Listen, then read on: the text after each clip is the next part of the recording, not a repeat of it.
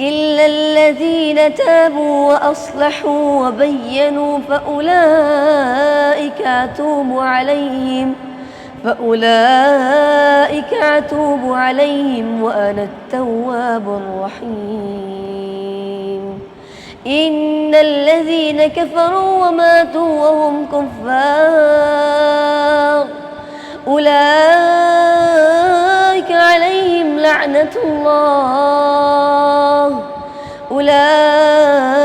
عليهم لعنة الله والملائكة والناس أجمعين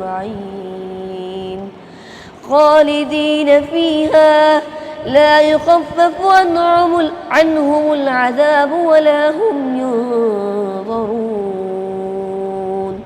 وإلهكم إله واحد لا إله إلا هو الرحمن الرحيم.